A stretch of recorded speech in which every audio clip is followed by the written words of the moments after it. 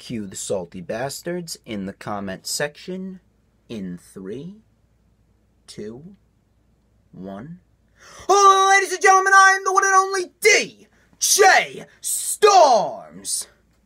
And I would like to welcome you back to the Lightning Flash update on YouTube.com. You already know who I am, Mr. Controversy, and the operator of the best damn Twitter handle known to mankind. This is the Lightning Flash update for May 25th, 2018.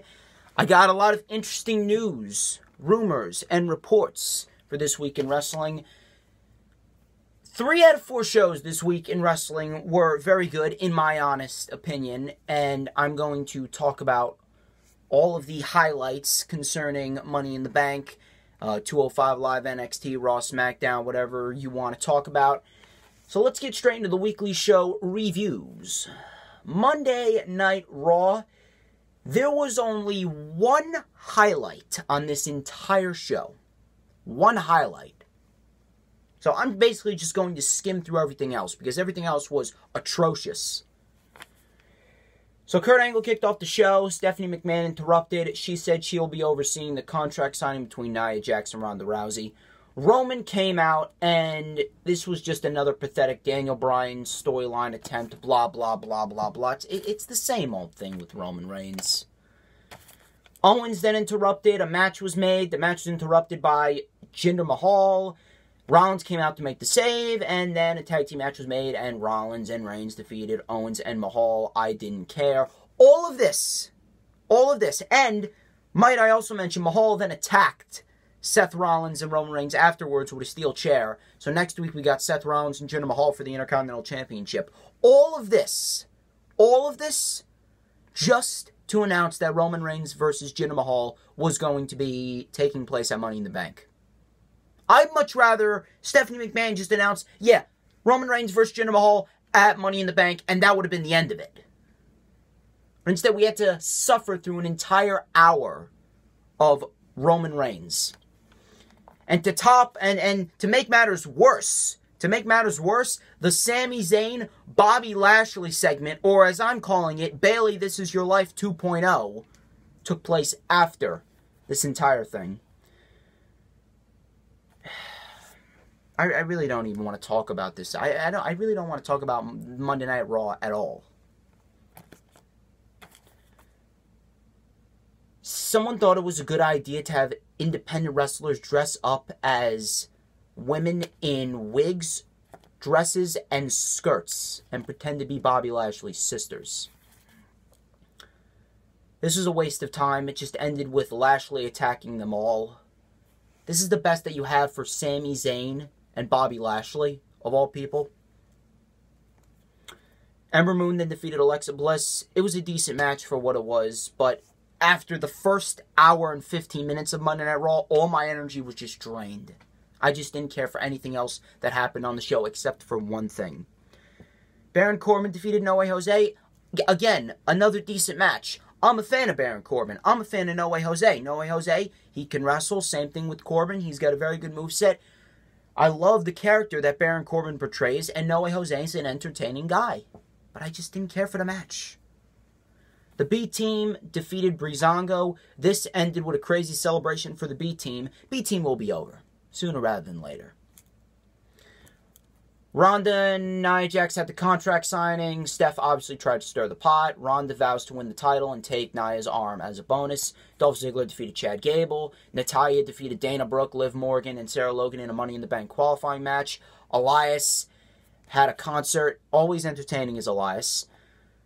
Then he defeated Bobby Roode in a decent match. I didn't care for it. We have a women's last chance gauntlet match, and the winner will take the final spot in the women's Money in the Bank ladder match. It's going to be Sasha Banks, Mickie James, Bayley, Ruby Riott, Sarah Logan, Liv Morgan, and Dana Brooke. And I believe that's everyone else. Yeah, that's definitely everyone else. And that's pretty much that for next week. The main event was the only good thing about Monday Night Raw. Braun Strowman versus Finn Balor. This was a very good match, a very fun match, might I add. And whenever Finn Balor comes out, I get very excited. I'm very happy and very upset at the same time. And I'm going to tell you why.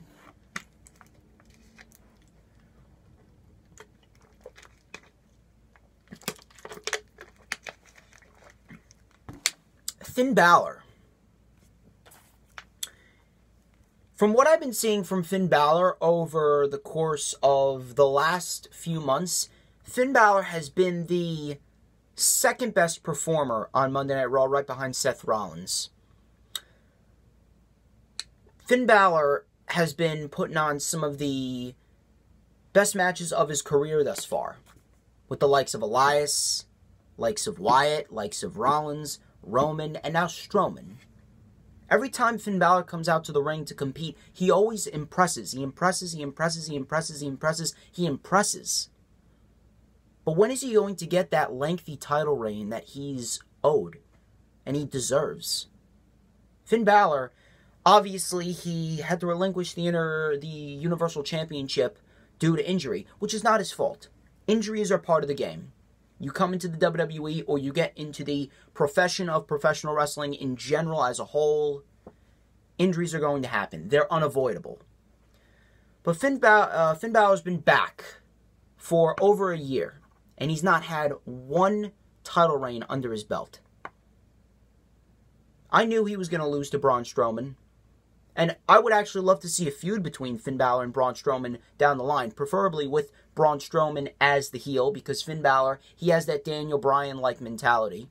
Never say die. He's over with the crowd. Very popular.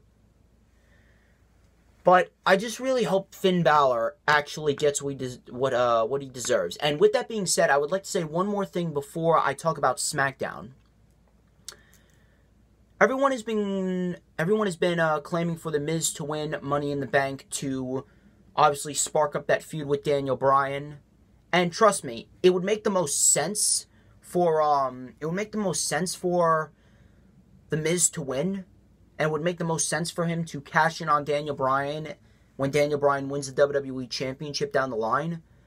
But you take a look at The Miz, and he's one of the most decorated superstars that the WWE has right now. He's a former WWE champion, 8-time Intercontinental champion, 2-time U.S. champion, 4-time tag team champion. He's won Money in the Bank before. He main evented WrestleMania and defeated John Cena in the main event of WrestleMania, of all people. Plus, he's married to and had a kid with Maurice. This is one of the most successful guys in the WWE as we speak. So in hindsight, when you take a look at all of that, he doesn't really need the Money in the Bank briefcase. Obviously, it would make the most sense, but if there's one person who needs that briefcase and above all deserves that briefcase most of all, is Finn Balor.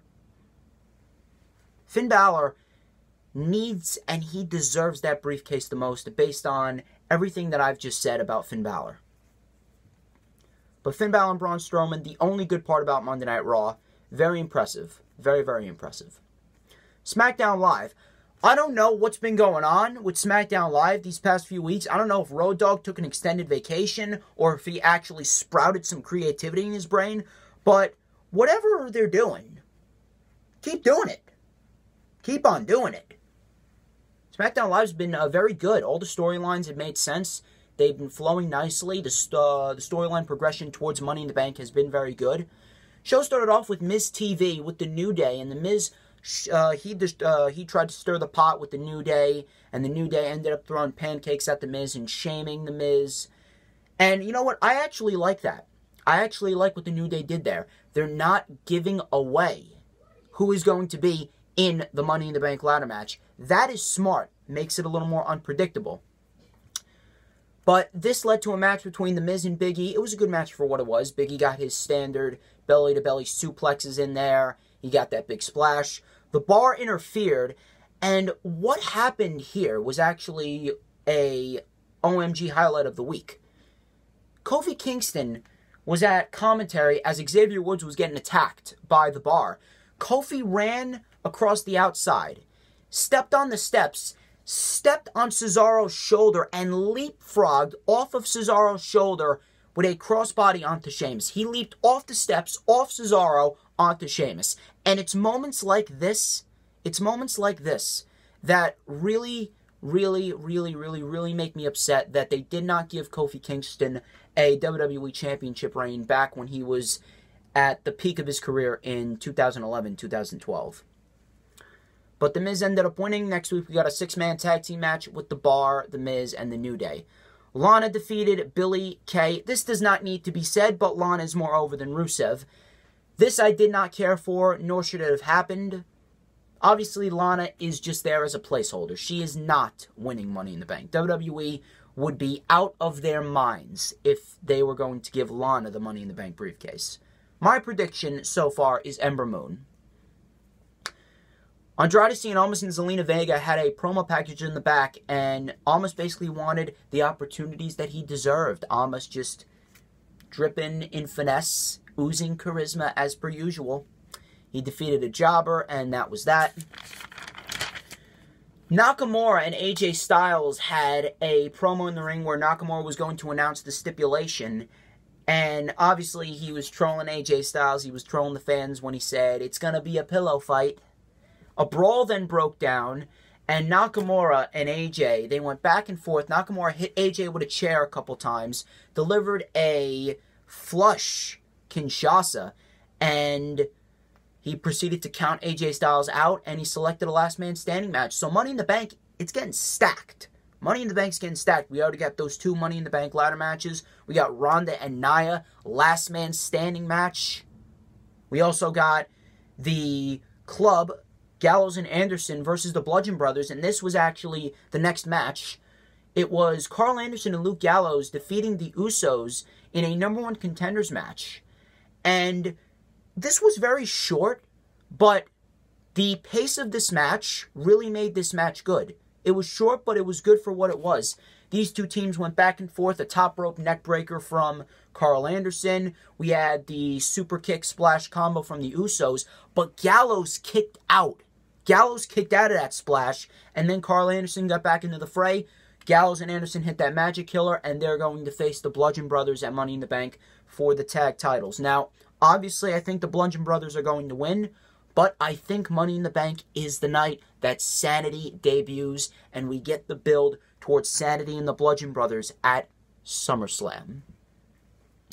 Naomi defeated Sonya Deville in a Money in the Bank qualifying match. There was not really nothing special there. Sonya Deville obviously slowly progressing. Naomi is very good at what she does, and Naomi's in the Money in the Bank ladder match. Daniel Bryan versus Jeff Hardy in the main event. This was also a good match. Daniel Bryan and Jeff Hardy, they went back and forth. The pacing of this match really made it good, kind of like the tag team match that I was talking about earlier. Daniel Bryan and Jeff Hardy, they went back and forth. Bryan missed the knee off the apron. Hardy with the diving clothesline. Hardy connected with Whisper in the Wind. Daniel Bryan with those yes kicks, kick to the side of the head. Hardy went for the Swanton Bomb. Daniel Bryan got the knees up, and Jeff Hardy, the impact in which Jeff Hardy hit those knees, he bounced in the air. It made me take a step back. It looked like it legitimately hurt.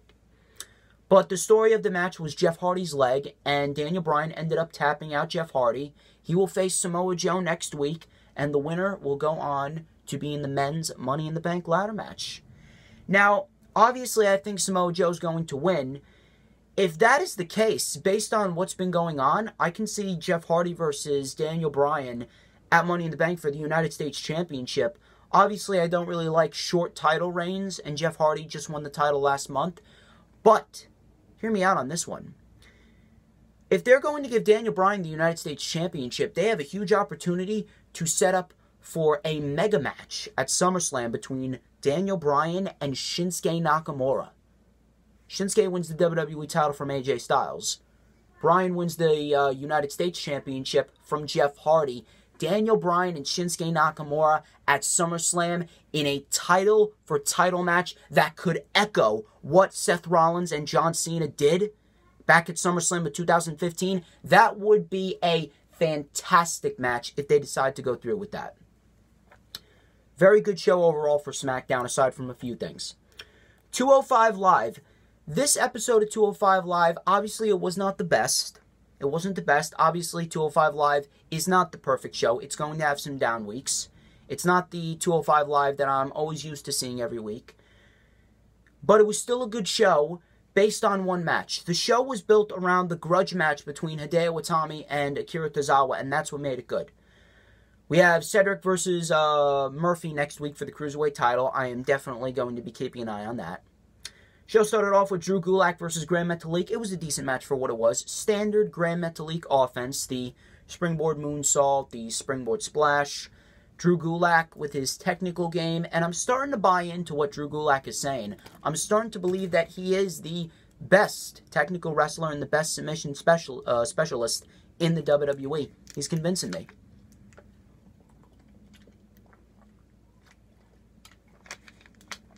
But this ended with Drew Gulak locking in the Gulak Dragon Sleeper.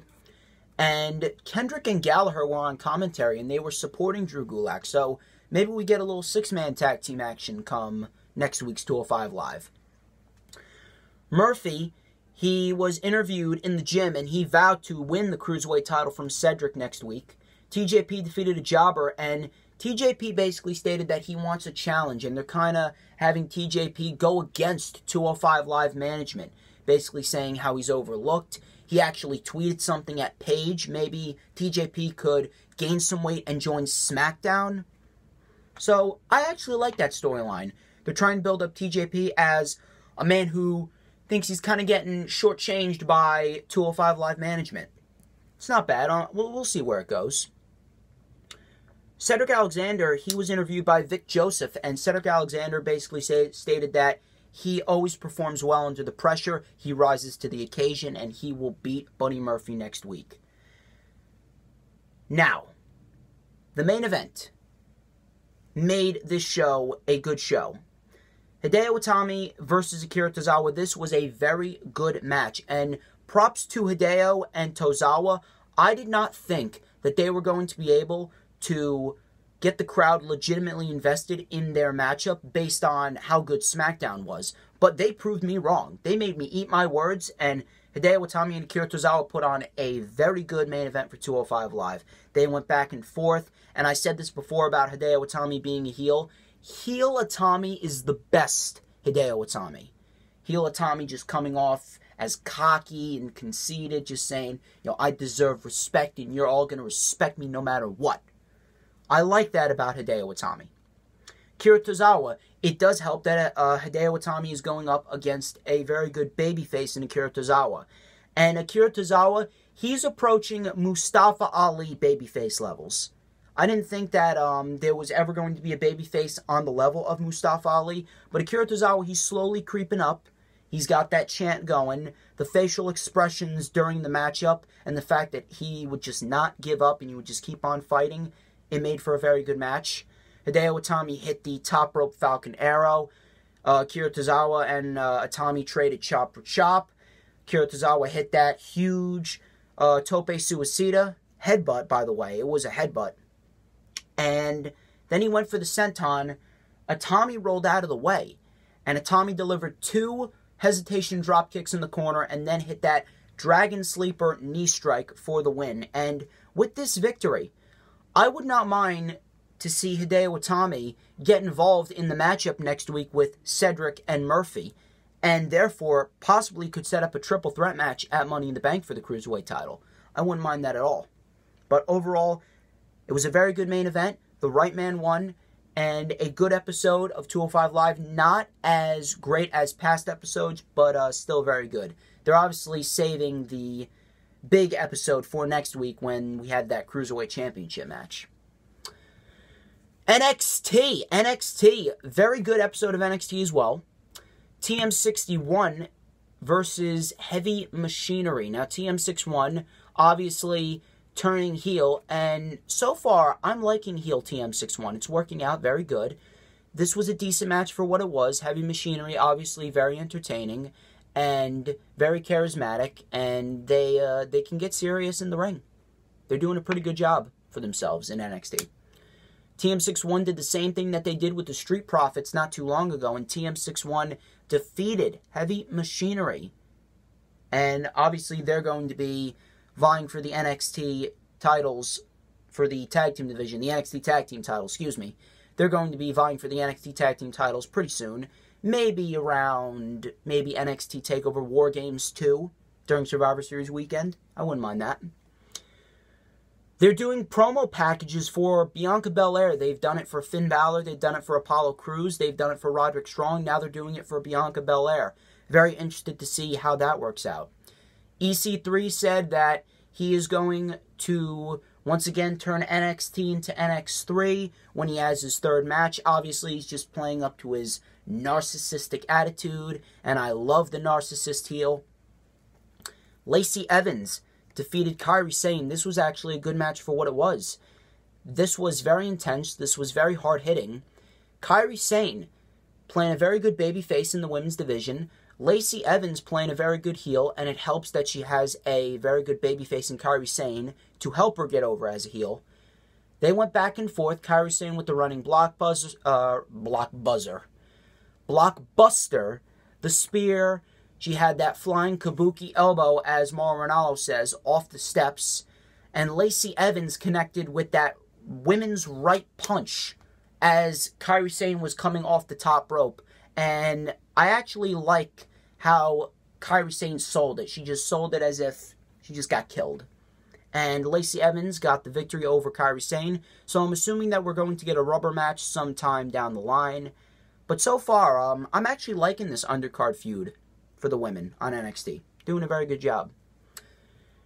Johnny Gargano and Candice LeRae were interviewed outside Full Sail, and Johnny Gargano was going to address his future in the main event segment of NXT. The Undisputed Era had a promo package, and they actually acknowledged that Danny Burch and Oney Lorcan are going to get an NXT Tag Team title match at NXT TakeOver Chicago 2.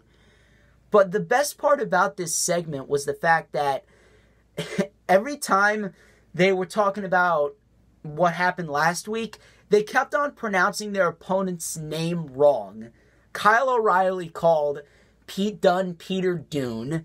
We had Adam Cole call Oney Lorcan Oney Lorcan. And Roderick Strong said, next week I want my one-on-one match with Mr. Daniel Burch. If you were not laughing your ass off at this segment, you honestly have no sense of humor. Every single moment of the Undisputed Era segment is golden. How can you not laugh when these guys are mispronouncing their opponent's name? Peter Dune, Oney Lorcan. It's too funny. It is really too funny.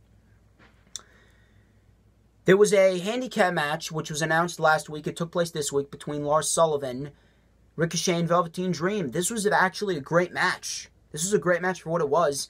And Ricochet and Velveteen Dream, they were doing a lot of double team moves. So they actually could form a tag team, like an oddball tag team, like a Team Hell No tag team, but much more serious and athletic. This was a great match for what it was, and Dream actually turned on Ricochet when he hit that rolling Death Valley driver with a cartwheel, and he said, you know, you're going to screw me, you will never upstage me, you're not going to screw me ever again, and Lars Sullivan, he won. So I'm assuming that Lars Sullivan versus Aleister Black will get announced for the NXT Championship, as I reported a few weeks back on the Lightning Flash update. Shayna Baszler versus Dakota Kai for the NXT Women's title was announced for next week. Aleister Black will be live next week. Johnny Gargano spoke about his future, and he's coming out acting very down-to-earth, very somber, and he kept on saying, is it worth it? And the crowd was going, yes, yes, yes. They were hyping him up, and Johnny Gargano goes, you know what? Rips the neck brace off, and he goes, you know what? It's worth it. And he said, Tommaso Ciampa, get your ass out here. We're gonna finish this. Ciampa then came out. He came out. No hesitation. Candice LeRae then actually called for some referees, and the referees were trying to block Johnny Gargano. Gargano got up on the apron. Tommaso Ciampa shoulder blocked Gargano, and Gargano fell right on Candice LeRae. So the feud for Johnny Gargano and Tommaso Ciampa, it's reaching new levels of intensity, new levels of of, I can't even form a word for it. It's reaching new levels of dastardly deeds for Tommaso Ciampa and Johnny Gargano's just obsession to get Ciampa out of his life. It is reaching pretty high intensity levels, so I cannot wait to see how this feud ends in the same place in which it started, at TakeOver Chicago. Now then, let's get into the news, the rumors, and the reports.